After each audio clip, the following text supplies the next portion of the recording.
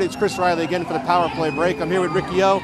We've come to the New Jersey Shore to meet a New Jersey hockey legend in Jim Dowd. And Rick, what do you think about this big thing coming up with Chris, Jimmy? I'm so excited. Jimmy Dowd, New Jersey hockey legend, like you put it. I know you two go back a good 20 years. I'm going to step away on this interview. I'm going to let you interview Jimmy. I just want you to do me a favor. Ask him a couple questions for me. Coming out of New Jersey, being the first Devil drafted out of New Jersey, being the first high school player, just ask him what it felt like to come in hometown and ask him about scoring a winning goal in the Stanley Cup and how that felt. Well, there you go. We're going to be talking to Jim right after this. Now it's time for the Power Play Break. It's the place to talk about pucks.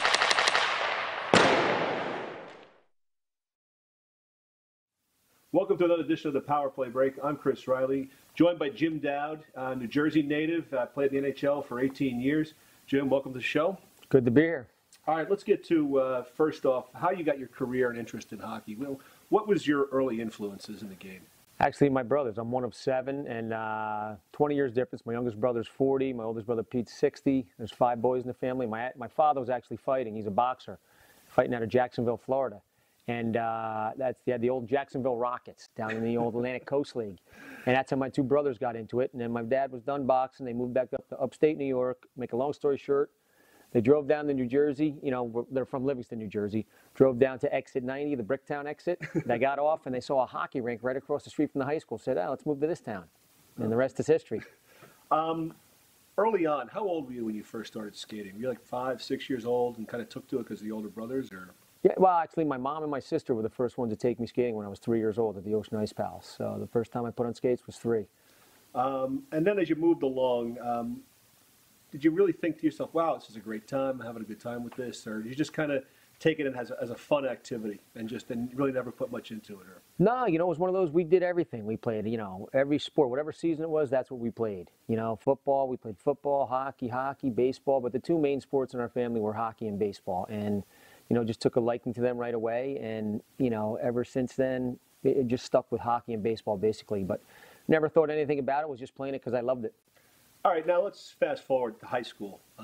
Your 8th, 9th grade, what was your first year in high school hockey here in New Jersey? I mean, you played for, Coach Oriema, who's a legend in these parts here in New Jersey. But what was that like for you, that first year out in high school? Oh, it was great, man. Growing up in Brick, you had the Brick Hockey Club, which was the feeder program to Brick High School. And as a kid, those were our pros. That's who we wanted to be. We wanted to be a Green Dragon, And I never forget my freshman year. My first game ever was at the Ocean Ice Palace against Montclair High School. And I was all nervous, and I was wondering if there's many people out there. And the place was packed when I came out. But scored a goal in my first game, and was hooked ever since. And it was just if it wasn't for New Jersey high school hockey, especially Brick High School, I wouldn't be sitting here talking to you today.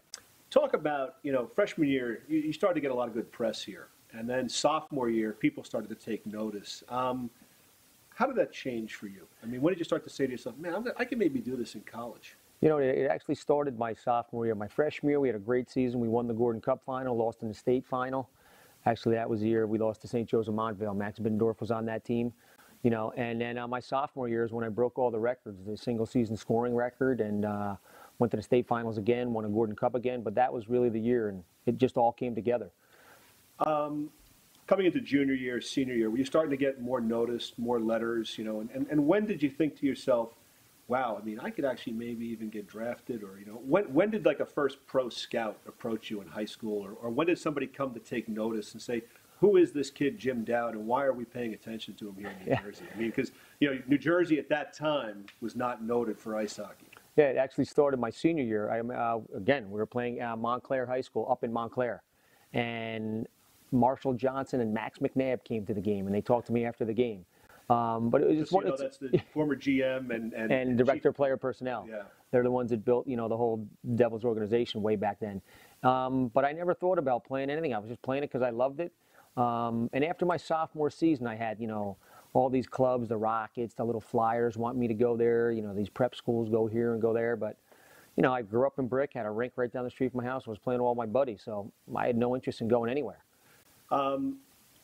Collegiately, guys started to probably send you letters. You probably started to, get some, looks and people saying, wow, this kid could come play for us. Was that overwhelming at all? Were you ever kind of like, oh my God, this is really cool? Or were you kind of like, it's part of the game for me? Or Yeah, you know how that all went down was my junior year. After my junior year of high school, going into my senior year in the summer, there was a tournament called Hockey Night in Boston.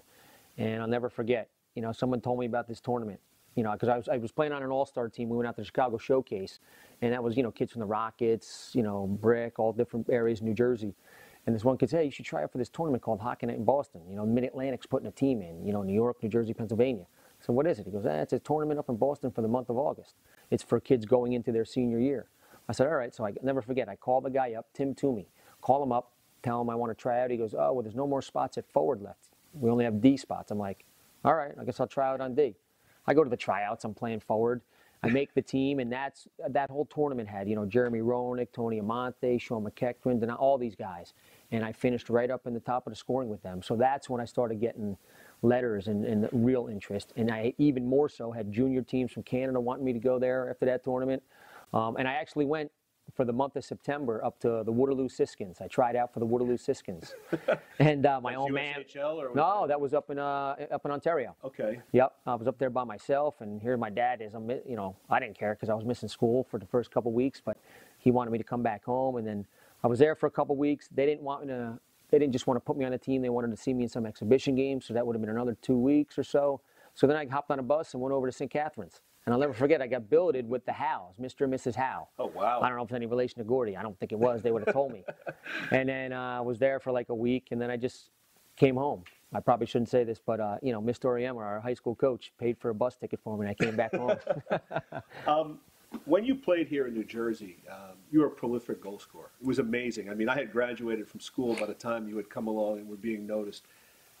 You set the national scoring record for high school hockey with 375 points.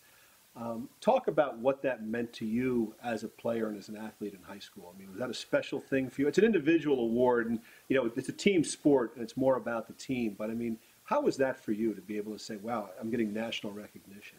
Yeah, it was amazing. I mean, all of a sudden, all this stuff started happening at once. And I never thought about college hockey, you know, even the pros or anything. I knew, you know, I had heard maybe Boston had a team in Wisconsin. That was about it. But after, you know, breaking all the records and then doing well in all these club tournaments and, you know, getting letters from every Division III school and most Division I schools, but it was just an amazing how it all came together at once. You know, and at the time, no one ever came out of New Jersey after playing, you know, club hockey and then 4 years of high school, public high school in New Jersey. So it was just one of those things, and I'm a firm believer. Just do something because you love it, and if you're good enough, they'll find you. Yeah, that's one last thing I want to touch on you in this segment was talk about, you know, a lot of people today say, oh, my kid has to play on this travel all-star team, has to go for this and whatever. And you have told me in the past that it's great to be able to, you know, stay here and get noticed a lot easier. You stick out like a sore thumb almost. I mean, elaborate a little bit on how that helps, you know, in the sense of you don't get lost in the shuffle when you go to like an all-star team somewhere north of here and all of a sudden you're here, but like people start to pick up on you to see if you're the real deal. I mean, stress that a little bit. Yeah, I mean, it's great. I mean, Dave Conti said it best. He's the, you know, Lou Lamorelle's right-hand man there in Jersey, director of player personnel. And he said, Jimmy, the best thing you did was stay in New Jersey your 4 years of high school. You had the puck all the time. You scored 1 million points. You developed, you know, you took your time. He goes, now New Jersey hockey's right up there with everybody. And I'm a firm believer, like just play it because you love it no matter what sport it is. And if you're good enough, they will find you and you'll get a shot somewhere. And the best part about James Van Riemsdyk, who's from, you know, New Jersey as well, Middletown, New Jersey, he did it the same way I did. He played for the Brick Hockey Club all the way up through midgets, went to CBA high school for 2 years, and then a national program found him. So, you know, you don't need to go anywhere. And being on the ice every other shift was great. That helped. I mean, I didn't want to go somewhere where there's 20 guys on the team. If I had more than 10 guys show up, you know, I wasn't happy. But there's no hurry. There's no hurry for kids to go anywhere. Do it because you love it, and everything will work out. All right, this is our first thing here talking about the high school. When we get back for the second segment, we're going to talk about Jim's jump to collegiate hockey.